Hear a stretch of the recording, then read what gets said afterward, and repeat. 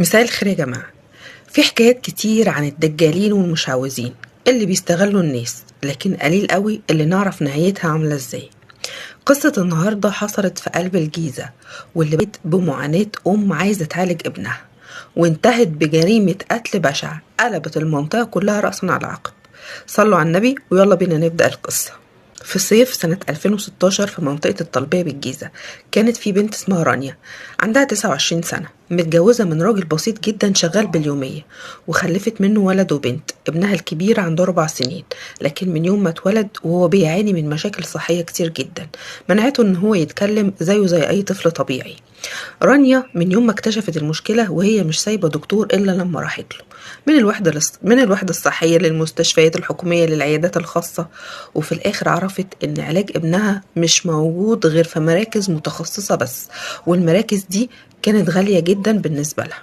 كلمت جوزها، والراجل حاول ان هو يساعد على قد ما يقدر. طبعا هو الراجل بيشتغل باليومية، اشتغل ليل ونهار، لكن الفلوس ما كانتش مكفية خالص. مع مرور الوقت بدأ يعجز انه يوفر مصاريف البيت او علاج ابنه. هنا رانيا بقى بدأت تتخانق معاه بشكل يومي، واتهمته انه مهمل في حق ابنه، والمشاكل كترت كتير جدا بينهم. لحد ما في يوم بعد خناقة كبيرة جدا، رانيا جمعت كل هدومها وخدت عيالها ورجعت تعيش تاني في بيت أهلها. قعدت مع أمها وأختها الصغيرة اسمها حبيبة، وبعد كام يوم خرجت تدور على شغل عشان طبعا تصرف على عيالها، وفعلا لقت شغلانة، وكانت أمها وأختها بيشيلوا هم العيال وهي في الشغل طول اليوم. الأيام عدت ورفعت قضية خلع على جوزها، لأن جوزها كان رافض يطلقها تماما. وفي وسط الزحمة دي ظهر شاب اسمه أحمد عنده 30 سنة، جه وتقدم لحبيبة، وكان شاب شكله كويس جدا وعنده شغل محترم وحالته المادية مستقرة. خطب حبيبة، ومن يومها اعتبر نفسه واحد من العيلة، وكان بيسأل عليها دايما ويهتم بولاد رانيا، ويجيب لهم حلويات في كل مرة وفي كل زيارة. رانيا بصت له على إنه راجل بمعنى الكلمة. شهور عدت، وحبيبة اقترحت على أمها إن هم يروحوا في يوم من الأيام كده يزوروا قرايبهم. الأم وافقت، ورانيا قالت لها أنا مش هقدر أروح معاكم عشان عندي شغل. فحبيبة خدت عيال رانيا معاهم.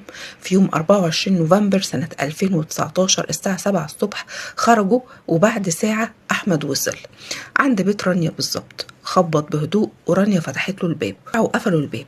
قعدوا حوالي ساعة ونص وبعدها خرجوا. أحمد كان شايل حاجة طويلة كده زي سجادة ملفوفة في بلاستيك، ورانيا ماشية جنبه.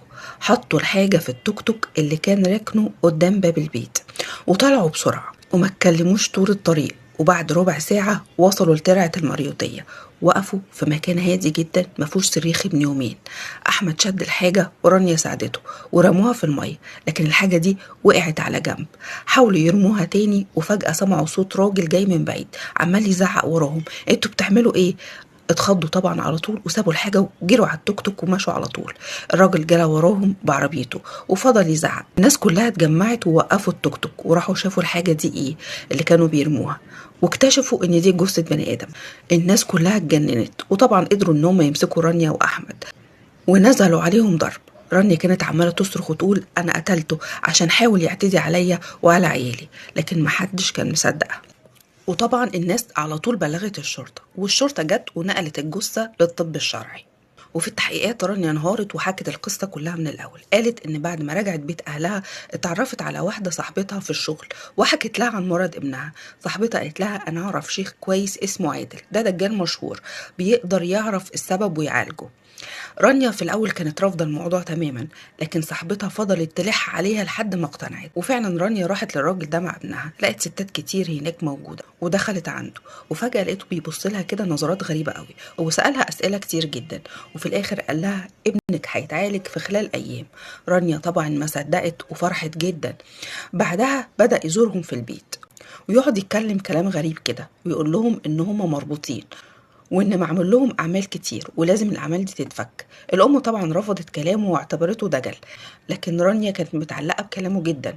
مع الايام العلاقه بين رانيا والدجال اتغيرت، بقى يستغلها ماديا ومعنويا، وبقى يهددها دايما باستمرار.